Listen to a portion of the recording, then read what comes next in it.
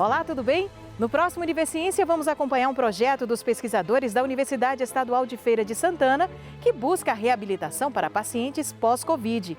E ainda, um estudo feito pela Universidade de Pernambuco mostra através de mapas as distâncias entre as comunidades quilombolas e os serviços públicos de saúde e educação. Estas e outras pesquisas você confere no nosso próximo Univerciência. Até lá!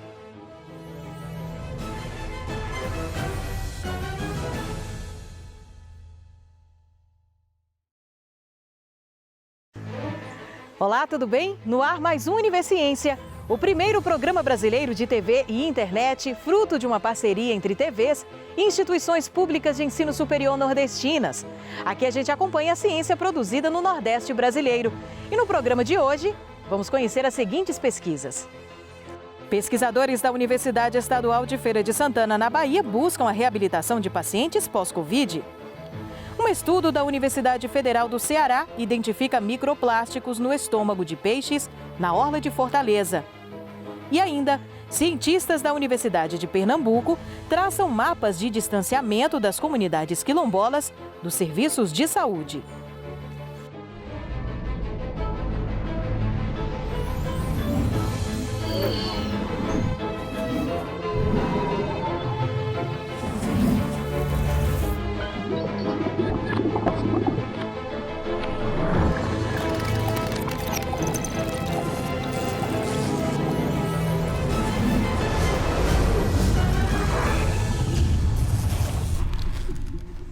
Os desafios da Covid-19 vão além da prevenção ou do tratamento. As sequelas também são preocupantes. E é aí que entra a missão do Ambulatório de Saúde da Universidade Estadual de Feira de Santana e dos pesquisadores, que buscam promover a reabilitação e a melhoria da qualidade de vida de pacientes com sequelas deixadas pelo novo coronavírus.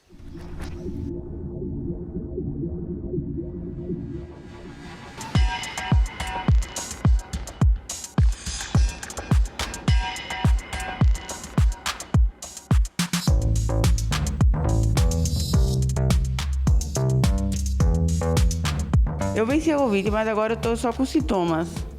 Os braços, tá sem força. Eu perdi muita massa muscular, acho que é como se fala. É só isso. Agora, eu só os braços, as pernas. Aí já voltei a andar, que eu não estava andando. Já voltei a sentar.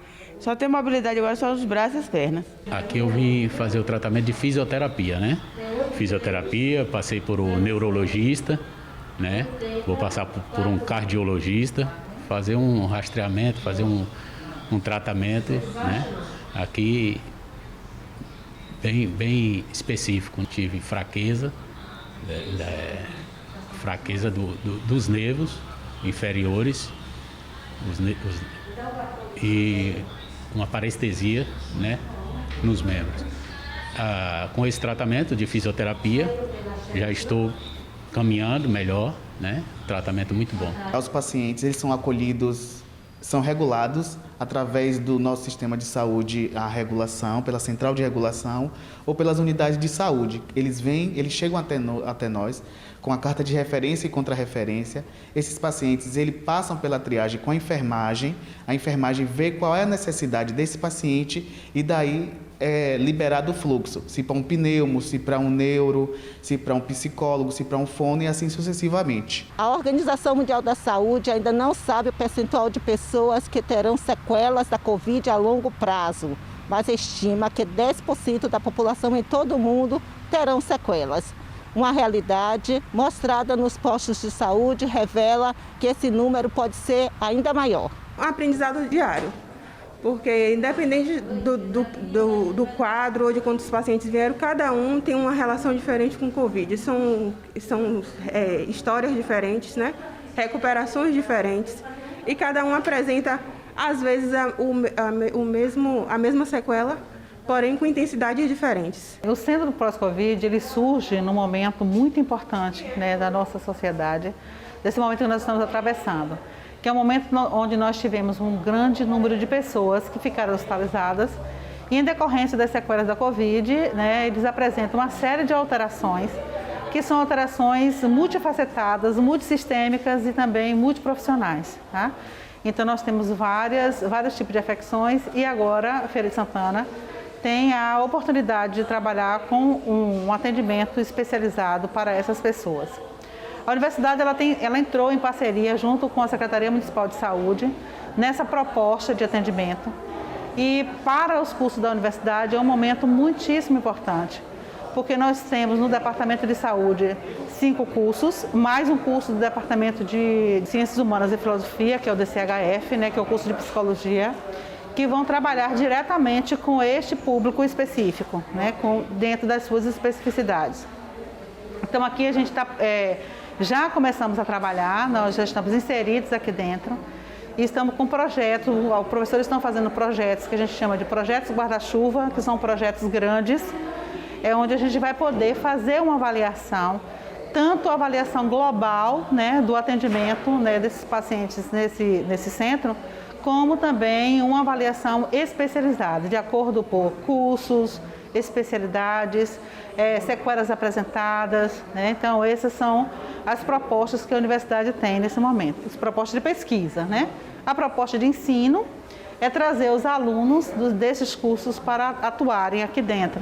A pesquisa ela vai funcionar de 2 formas. Primeiro, coleta direta, né? Através da liberação do Comitê de Pesquisa, do Comitê de Ética e Pesquisas. Né? Então, a gente pode fazer entrevistas diretas com os pacientes, né, que procuram o centro, que estão sendo atendidos pelo centro, como também as pesquisas indiretas, que é através da avaliação dos prontuários, né, dos pacientes que estão sendo atendidos. Essas pesquisas elas agregam para estudantes, para a instituição e para a comunidade de maneira geral. Que dependendo do resultado das pesquisas, algumas ações elas podem ser implementadas, modificadas, né? E é basicamente isso que é a finalidade da pesquisa, não somente de mostrar, né, o retrato, né, do atendimento, o retrato dos pacientes que estão aqui, o perfil desses pacientes, mas também elas podem levantar lacunas, né, a gente pode apresentar lacunas para que outros atendimentos, outros direcionamentos possam ser feitos em relação a essas pessoas que estão sendo atendidas. Cada dia é uma surpresa, né? Então, assim, você conversando com a enfermeira que faz acolhimento, ela sempre coloca: Silvia, hoje chegou uma pessoa que apresentou tal sintoma, quer dizer, cada dia tem sintomas novos que as pessoas pós-Covid elas apresentam. E a gente, dentro desses sintomas, a gente vem buscando encaixar ou procurar especialidades que possam atender. Ainda não sabemos, é uma doença nova, se todos esses sintomas eles são reversíveis ou não. Mas nós estamos dispostos a estar trabalhando e fazendo com que essas pessoas voltem o mais rápido possível para as suas atividades cotidianas anteriores, né? E no próximo bloco você confere. Pesquisa da Universidade Federal do Ceará encontra microplásticos no estômago de peixes da orla de Fortaleza. A gente volta já já.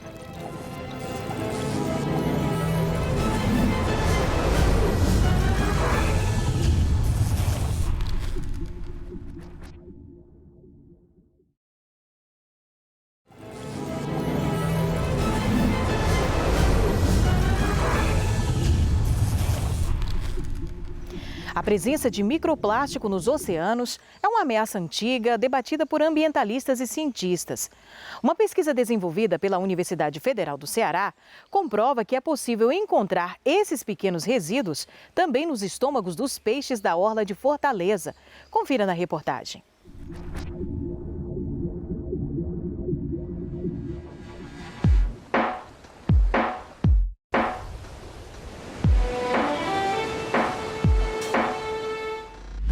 Tese, inicialmente, a proposta era estudar a assembleia de peixes associada aos espigões, né, na zona costeira de Fortaleza. Espigões são aquelas estruturas, né, de pedra que se estendem da terra ao mar. Porém, na nossa primeira coleta, a coleta piloto, a coleta de reconhecimento da área, ao passar a rede de pesca para capturar as espécies de peixes, nós não capturamos nenhuma espécie de peixes. Apenas lixo veio ali, presa e agregada à rede. A partir de então, nós vimos, né, a necessidade de redirecionar os nossos estudos nesse sentido, de estudar essa problemática, a questão da poluição marítima. A gente tinha justamente a ideia de coletar né, todos os peixes da região, identificar as espécies, ver a parte anatômica para poder caracterizar justamente qual o papel dele, né? Quando a Natália começou a analisar aqui no laboratório, a gente começou a fazer, né, um estudo, como a gente fala, estudo piloto dos primeiros animais analisados. Ela começou a falar: professora, eu acho que a gente está vendo isso aqui, parece um plástico. E aí apareceu uma vez, eu falei: isso é plástico, é um fragmento de plástico. E aí apareceu de novo, e aí eu falei: Natália, a gente vai ter que ver o que está acontecendo. Copinho de plástico que está na orla da beira-mar, ele pode adentrar no mar e, com o passar do tempo, esse copinho ele vai se fragmentando, né? Ele vai se desfazendo, e esses pequenos fragmentos eles podem vir a se tornar microplástico, que é quando ele atinge o tamanho de 5 milímetros. Nessa pesquisa feita na UFC com o Departamento de Engenharia de Pesca e o Labomar e o Departamento de Biologia, né, que foi esse conjunto, foi detectado que os peixes aqui da orla, né, daqui da zona de arrebentação aqui dos espigões da Praia do Meireles, eles estavam também contaminados com microplástico. O objetivo da pesquisa foi identificar e quantificar o microplástico ingerido por 7 espécies de peixes capturadas na zona costeira de Fortaleza. Uma das hipóteses do nosso trabalho foi verificar se a ingestão de microplástico por essas espécies estava associado ao hábito alimentar, né? E como conclusão, na nossa pesquisa, nós verificamos que não existia essa associação, ou seja, independente do hábito alimentar das espécies, todas estavam sujeitas à ingestão de microplástico. Nós analisamos 3 espécies de bagres, 2 espécies de pequenos pelágicos, a sardinha e a palombeta, e 2 espécies, o coró e o roncador.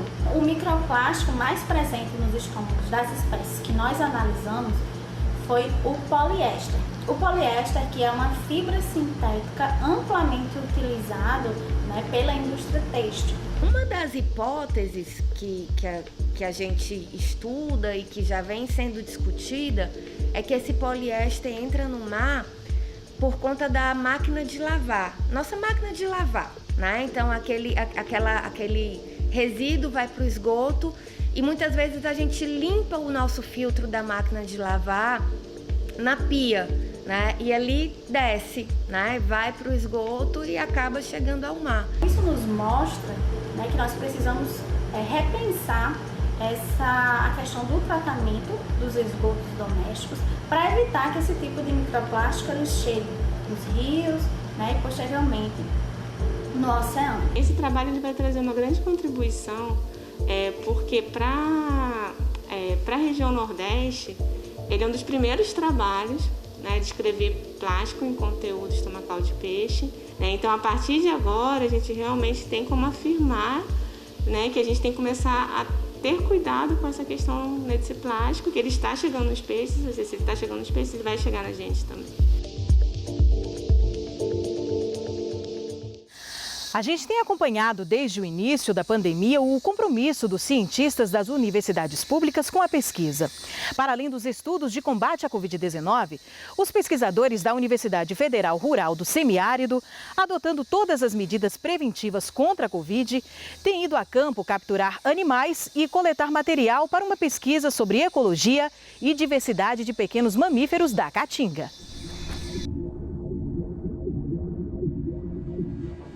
O dia começa cedo para quem estuda a fauna da Caatinga. Para esses alunos do curso de Ecologia da UFES em Mossoró, quando o sol nasce, eles já precisam estar na mata para ver se há animais nas armadilhas montadas no dia anterior. O trabalho de iniciação científica realizado na mata nativa da Fazenda Experimental da UFESA faz parte da pesquisa Ecologia e Diversidade de Pequenos Mamíferos da Caatinga, roedores e marsupiais. Para quem não sabe, os marsupiais são aqueles animais que têm uma espécie de bolsa para carregar os filhotes. Aqui o marsupial mais encontrado é a catita. Esse daí é um macho, com cerca de 5 meses. O trabalho é coordenado pela professora Cecília Calabucci. A Caatinga ela tem recursos suficientes para uma comunidade inteira de pequenos mamíferos. Varia ao longo do tempo, mas não deixa de existir esse recurso. A gente aqui nessa área, a gente tem 6, 7 espécies muito abundantes, que a gente consegue estar fazendo esse trabalho de longa duração, né, ao longo do tempo. Ao todo, são 100 pontos de captura de animais, totalizando 115 armadilhas. No trabalho de campo, que acontece mensalmente, durante uma semana inteira, cada estudante investiga as peculiaridades dos mamíferos. Tiara analisa a dieta alimentar dos pequenos animais. Esses animais consomem inseto, escomata, fruta. Isso vai variar muito do período de seca para o período chuvoso. Já Thalita pesquisa a incidência de ectoparasitas, principalmente se os animais apresentam incidência de carrapatos. Eu faço a inspeção no corpo do animal e coleto os carrapatos para depois serem analisados em laboratório para saber quais as espécies de carrapatos que estão acometendo esses animais. Até o momento foram encontrados carrapatos da espécie do gênero Amblyomma, que segundo a literatura são espécies que ocorrem aqui na Caatinga. Pelas capturas feitas até o momento, os pesquisadores conseguiram encontrar 6 espécies de pequenos mamíferos terrestres circulando por essa área de mata fechada. Entre eles, ratos, caçacos e gambás. A cada captura, os animais são analisados. Verifica-se o peso, comprimento, dentição. E eles também são identificados. Tudo que é informação vai para os dados da tabela. Depois disso, os mamíferos são soltos de volta na mata. Esse é o primeiro estudo ecológico de comunidades de pequenos mamíferos que é realizado aqui na Caatinga. E por ser o primeiro, já existe uma grande expectativa quanto aos resultados. Um que é bastante aguardado é quanto à interferência do aumento das temperaturas no ambiente. Os pesquisadores monitoram se os animais poderão se adaptar ou sucumbir às mudanças climáticas. Tem populações que elas conseguem ter uma temperatura mais constante, independente da temperatura ambiente, então eles têm uma eficácia maior de termorregulação, e tem espécies que não, que a gente vê que ficam muito estressados quando a temperatura aumenta e eles não conseguem fazer essa termorregulação tão eficiente. A pesquisa também deve trazer dados sobre as taxas de natalidade e mortalidade, a reprodução e outros parâmetros demográficos desses animais que habitam a área da Fazenda Rafael Fernandes. Arthur também integra a equipe de estudantes da ecologia que está nessa missão. Ele investiga a termorregulação, ou seja, a temperatura dos bichos. A ideia é saber, por exemplo, qual é o animal mais adaptado ao ambiente quente do semiárido. O rato, que é um animal invasor, se deu bem por essas terras. Essa facilidade de se adaptar pode interferir na vida de outras espécies aqui.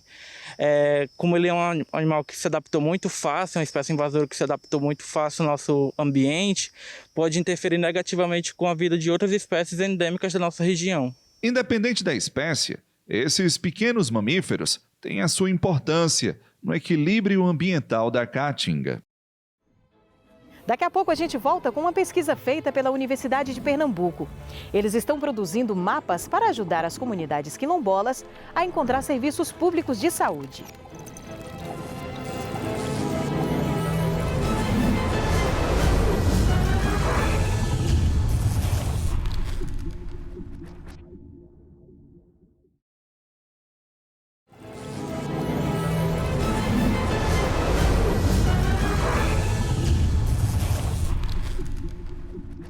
Menos de 7% das terras reconhecidas como pertencentes a povos remanescentes quilombolas estão regularizadas no Brasil. Diante da situação, o Grupo de Extensão Direito em Movimento da Universidade de Pernambuco, em parceria com a TV Pernambuco, produz mapas para calcular as distâncias entre as comunidades quilombolas e os serviços básicos de saúde. A pesquisa pode ajudar a garantir direitos essenciais dessas comunidades.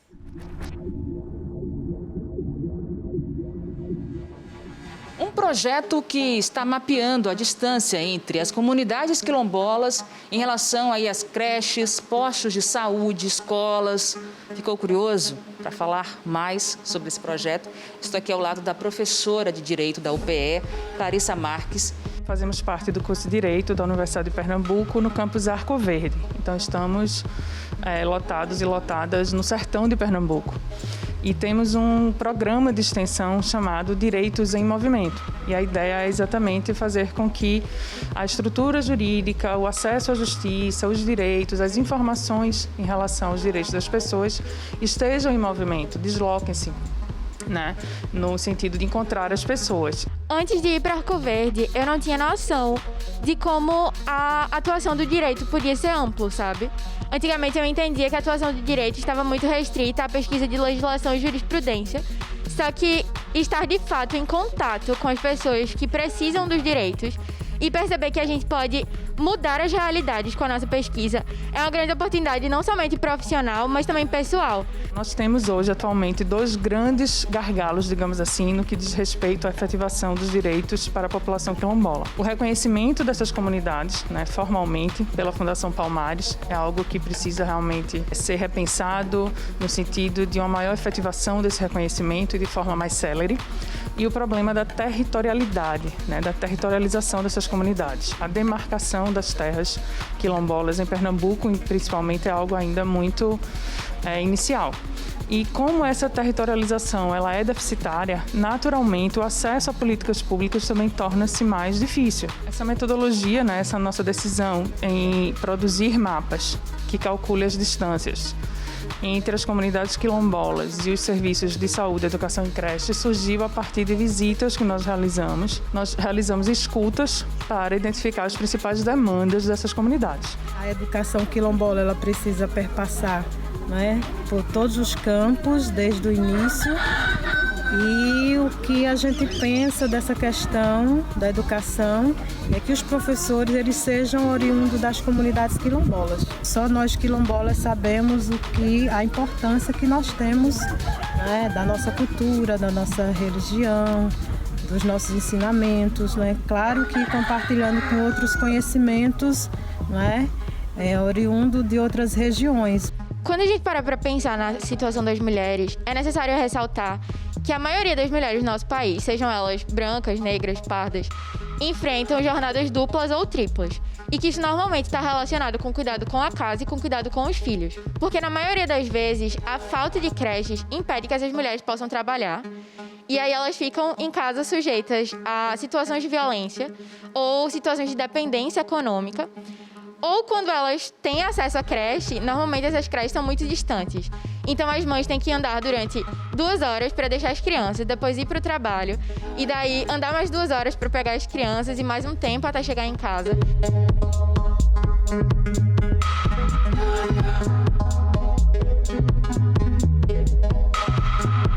A produção desses mapas ele foi realmente um grande desafio, principalmente porque nós fomos atravessados e atravessadas pela pandemia.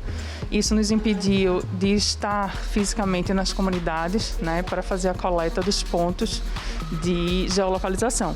Então partimos para um levantamento de dados, né, que estariam disponíveis nos sites e portais oficiais. Infelizmente, existe um déficit enorme em relação, né, às informações desses serviços de saúde, educação e creche para comunidades quilombolas nos portais oficiais.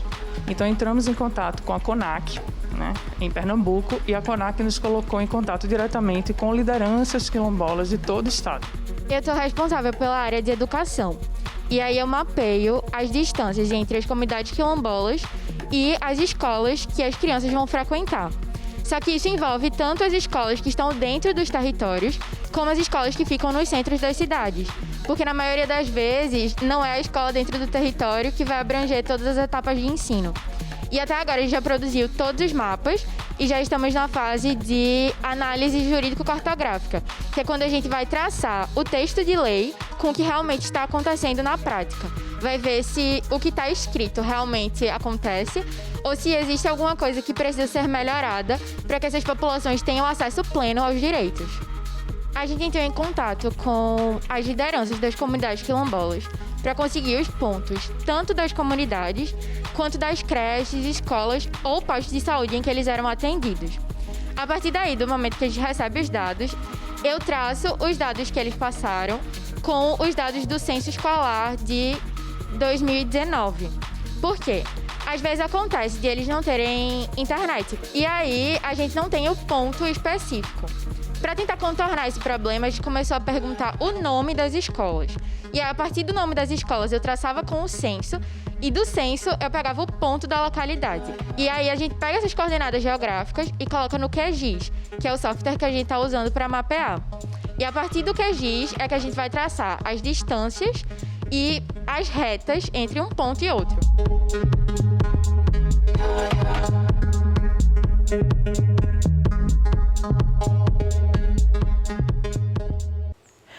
O Universiência de hoje vai ficando por aqui. Na próxima edição voltamos com mais pesquisas importantes daqui do Nordeste para você. Tchau, tchau e até lá!